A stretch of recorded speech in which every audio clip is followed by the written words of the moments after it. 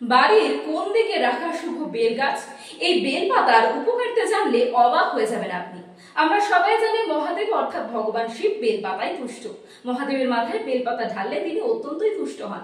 কিন্তু বেল পাতা অর্থাৎ বেল গাছ বাড়ির কোন দিকে রাখবেন এবং বেল গাছ লাগানোর ফলে কি পরিবর্তন আসতে চলেছে আপনার জীবনে, জানুন আজকের প্রতিবেদনে। বাড়ির কোন দিকে বেলগাছ থাকা শুভ? এই গাছের পাতার শারীরিক উপকারিতাই বা কী? বেলপাতা বা বেলগাছকে আমরা ভগবান শিবের সঙ্গে তুলনা করি। ভারতের প্রায় সব জায়গাতেই বেলগাছ দেখতে পাওয়া যায়। হিন্দু ধর্মের মানুষের কাছে বেলগাছ একটি পবিত্র গাছ। বেলপাতা বা বেলগাছকে আমরা ভগবান শিবের সঙ্গে তুলনা করি।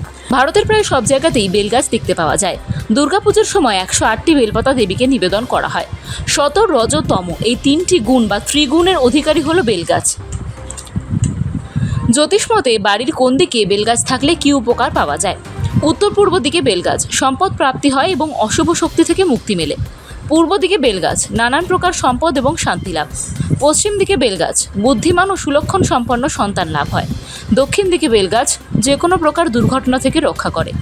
বৈদিক শাস্ত্র মতে বেলপাতাকে অনেক রকমভাবে ব্যাখ্যা করা হয়েছে। বেলপাতার 3টি পাতা সবসময় একসঙ্গে থাকতে হবে। এই 3টি পাতার একটি হলো ব্রহ্মা, একটি বিষ্ণু এবং একটি মহেশ্বর। এই 3টি পাতাকে যথাক্রমে 3টি চোখ বলা হয়। 3টি পাতা 3টি বৈশিষ্ট্য বহন করে, সেগুলি হলো পূজা, স্তোত্র এবং জ্ঞান। বেলগাছের ডাল যথাক্রমে সৃষ্টি, স্থিতি ও লয়কে উপস্থাপিত করে। বেলপাতার সামনের অংশকে অমূর্জাম বলা হয়। যে কোনো পুজোর ক্ষেত্রে যদি অসম্পূর্ণ বা ছেঁড়া ফাটা বিল্বপত্র অর্পণ করা হয় তাহলে তা পাপ হিসেবে গণ্য হয়। শিব পুজোর একটি বিশেষ উপাদান হলো বেলপাতা। শারীরিক প্রয়োজনে বেলগাছ। দুধের সঙ্গে বেলের গুঁড়ো মিশিয়ে পান করলে রক্তাল্পতার সমস্যা থেকে মুক্তি পাওয়া যায়। ঠান্ডা জলে বেল ও মিছরি ভিজিয়ে রেখে শরবত বানিয়ে পান করলে লিভারের একাধিক সমস্যা দূর হয়। সর্ষের তেলের সঙ্গে বেল মিশিয়ে যে কোনো ব্যথার জায়গায় মালিশ করলে উপকার পেতে পারেন। ক্ষতস্থানে বেলের গুঁড়ো লাগালে উপকার পাওয়া যায়। চিনির সঙ্গে বেল মিশিয়ে খেলে স্মৃতিশক্তি উন্নত হয়।